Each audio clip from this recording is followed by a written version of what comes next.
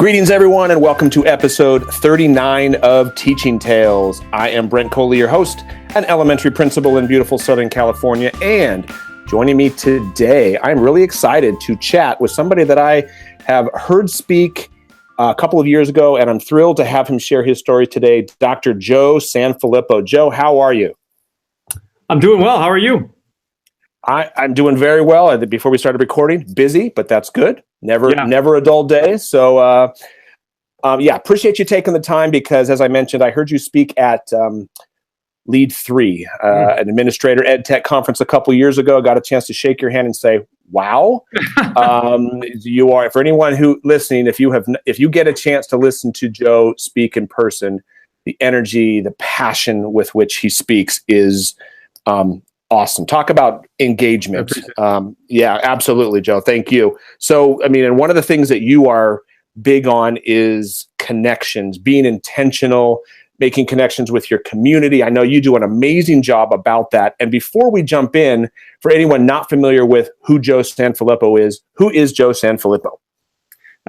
Sometimes I wonder, so what's funny is that, about when you saw me speak at Lead 3, I remember that because I went on like a Thursday, and then Sir Ken Robinson went on a Friday, and I'm like, you want to talk about the ultimate JV and varsity duo? I mean, holy cow! Sir Ken Robinson, I am from Fall Creek, Wisconsin. People, we are population 1,300, and there's 800 kids in the school, and my biggest accomplishment is being on the cover of the Cricket Chirp, man, not like anything else. So I don't know about that, but I am I'm a superintendent in Fall Creek, Wisconsin, home of the Fall Creek Crickets, and we are an 825 to 830 student school district in northwest Wisconsin, on the good side of Minnesota, the one that's not Minnesota, right? And I'm just excited to be here. Like, I think a lot of times that we talk about as leaders, we talk about how we can make things better for the people that we care for. But often there's often times where we just think, oh, they'll get better if we just build relationships and build relationships and build relationships, which is totally true, except we don't talk about how we build relationships. We just talk about how important it is to build them. So it's like telling me, Joe, you need to exercise more. Well, I know that. You don't need to tell me that I need to exercise more, but tell me how. How is it going to make me? How am I going to feel better doing this thing? Same thing with eating. Like, you need to eat healthier. Well, duh. So you're trying to tell me that burritos and Snickers bars aren't really putting me at my optimum weight? Of course, I know that, but I'm not going to change until you give me an opportunity to build some momentum on what I do and feel better about the work that I'm doing. So that's a big component to what we're doing. And I think here in Fall Creek, the biggest thing for us is to give our people the opportunity to be intentional about their relationship building. And if you can be intentional about relationship building, you find yourself in a much different spot than saying, I just want you to build relationships. Yeah, as you were saying that, it's kind of like as a site leader giving feedback to teachers, because we obviously want to improve instruction and things like that. We have to be specific, targeted with that feedback rather than just saying, get better. It's like, right. Well, specifically, how could I get better? Or myself, if my supervisor is saying, Brent, here's what I'd like you get better. Specifically, how would you have me do that? Because I think we all want to get better, but like you said, exercise. Okay, what's the plan to do that? Do you have any stories? Because that's what this podcast is. It's sharing stories. And I'm thinking of some of the things I've heard you share about being intentional. I'm thinking of, I don't know if you have anything in mind, but I'm thinking of like your press conferences. Oh, yeah. You do. Can you share like a story of what you do there?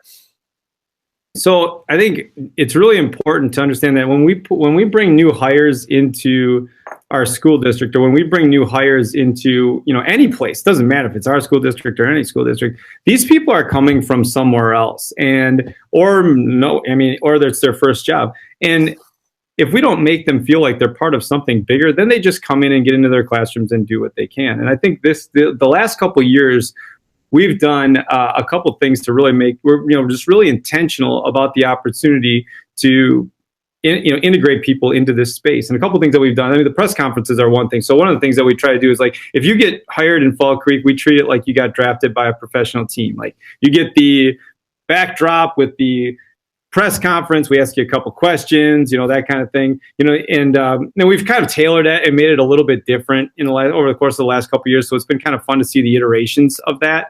At the same time, it's still trying to celebrate the work that goes on. We've done podcasts in the past of new hires, so people could hear their voices and that kind of thing, just so people get to know them. But the biggest push that we had this year actually didn't even come with the press conference. It came because one of the things that we try to do to integrate people into their new team is, when we hire somebody here, I always let the team offer the job to the person.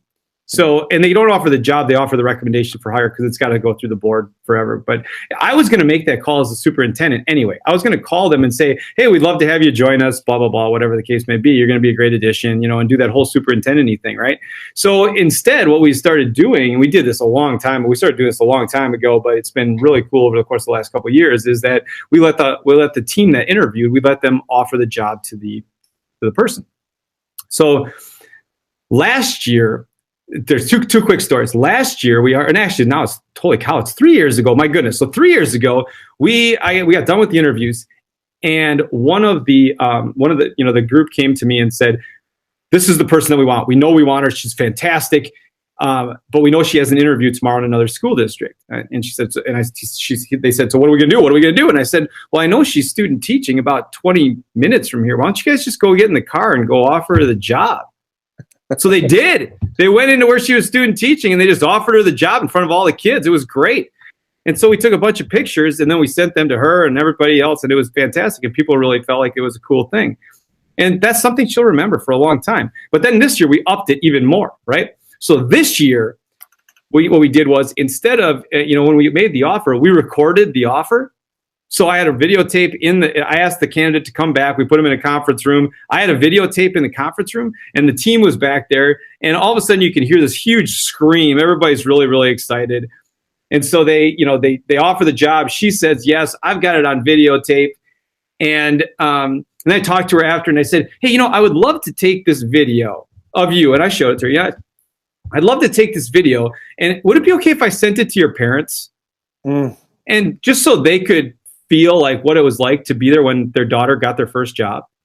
So now I don't even have to be intentional about telling the story of what's happening in this space. Now I've got a group, like I got my tribe now, right? Like these people are out, they're gonna scream and shout about the work that's happening here, just because we involved them in the process of the hire. And so we were intentional about making sure we built the relationship prior to them even being here.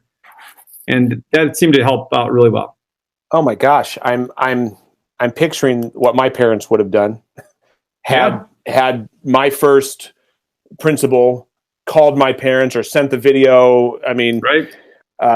And as you're saying that, I'm thinking, because as a lot of principals, I've got the idea from Twitter is that good news call of the day. And I know, I think you do the very similar, but I'm thinking, why not extend that to spouses?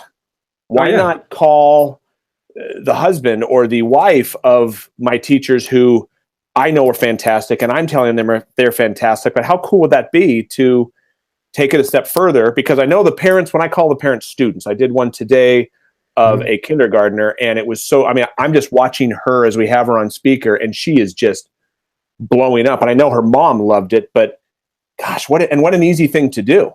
How did the parents? Did you get to see how the parents responded? They sent a bunch of emails and said, they're great and everything. One thing that we have to remember as educators is that everybody is somebody's kid. Everybody. Doesn't matter how old you are. Everybody's somebody's kid. Mm-hmm. So if you call the parents of a staff, which we've done, we've called parents of staff members. One of the things we used to, we sent a note home to the spouses of all our staff members just at the beginning of the year, just to say thank you for sharing them with us all year, because it gets to be a long year. At the end of that year, actually, my 8th grade science teacher came up to me and said, hey, I just wanted to say thank you for the letter that you sent to my wife, which I sent like 9 months ago, right? And he said, my wife still keeps it on the fridge. So think about that. Wow. They've had that note on the fridge for 9 months. And every time that he's at school late because he's got something going on, she can see that note and know that he's valued. That's a big deal. And the more that we can make people feel valuable in that space, then the better we're all going to be for it. And it's really important from our lens as administrators to know and understand that we have the opportunity to make people feel like rock stars. We have the opportunity to make people feel like they can run through a wall. And that's, it's not about the leadership component. It's about allowing them to be able to step out of a comfort zone that they've created for years and years and years and try something different and feel like they can. And when they feel like they can, they will. Yeah. Well, and doesn't the research say something like 50% of teachers leave within 5 years, and the number one reason I think that I've read is they don't feel appreciated. Absolutely. They don't feel valued. And gosh, and words of appreciation is my love language. In terms of, I mean, it's like, I think everybody likes to hear nice things said about them.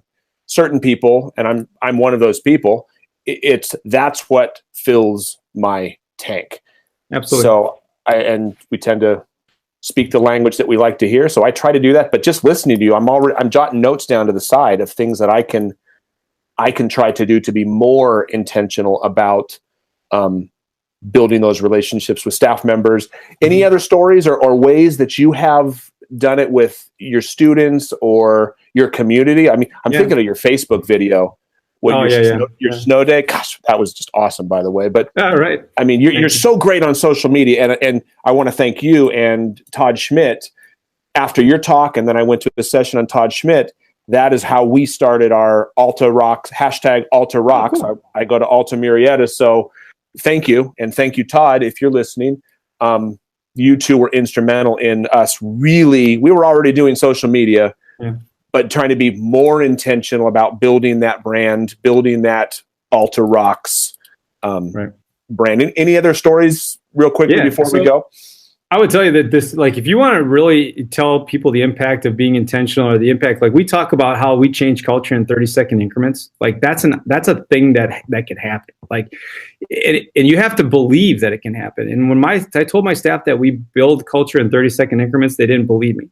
So do this with your staff and your students. Doesn't matter if you're teaching or if you're a leader in a building. Have two of your staff members stand face to face, and then have them go like 3 inches from their nose to nose, 3 inches apart, and just have them stare at each other for 30 seconds, right? And they will try to get out of that as quickly as they can, right? That's 30 seconds. Then after they do that, have them sit down.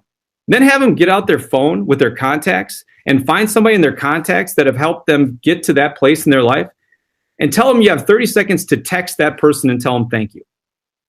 It's not about the time. It's about what you do at the time. We did that activity here, and then here's the best part. We did that activity here in 2016, right? In 2017, first staff meeting. 2016 was the first staff meeting we did it. 2017, first staff meeting. We do it again.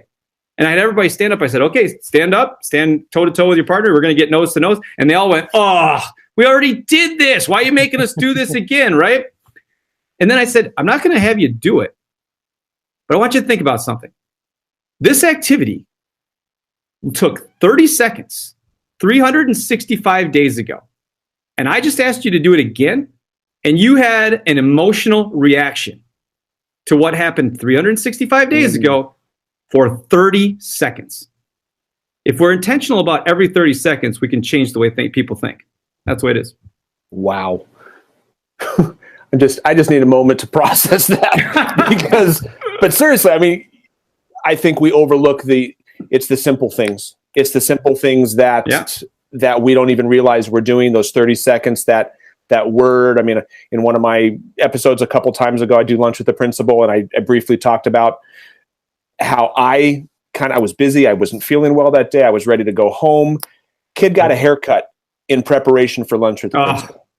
There you go. And one of my teachers said, exactly. And it's like, I'm like, really? So, wow. But yeah, being intentional about those 30 seconds. Have you seen those videos on YouTube? As you're mentioning the 30 staring into each other's eyes because that's hard to do. That's sure. But the point, that elicits a strong emotional reaction. Without question. Wow. Whew. Joe, thank you. No problem. I appreciate you having me on. It's always fun to talk about the great stuff that our teachers are doing. Like, we got rock stars here, man. They are legit, and I'm so proud of these people, and the idea that they change lives, man. My people change lives. That's what it's all about. So, I mean, I'll take my group over anybody. I love my people. Well, as you're saying that, I'm just thinking, gosh, I feel the same way about my staff. Good. And I'm feeling challenged listening to this. So for anyone listening, if you're in a site leadership or a district leadership or any kind of leadership, you're a TOSA, you're a classroom teacher, those who you serve, I'm challenged to step up my game to be more intentional about building that culture, 30-second increments, letting them know how valued they are, because I think it's almost like with our spouse. Well, I love you. You still got to tell them. Yeah. And you got to show them. Right. Well, Joe. That reminds me, I got to text my wife real quick. Hold on. It's good. I'll give you 30 seconds. How's that? Yeah, that's right. At least I know where her number is, I think, because she asked me to get milk and eggs at the store. So there we go. So I appreciate the time, Brent. Thanks so much for having me. It was an honor to be here.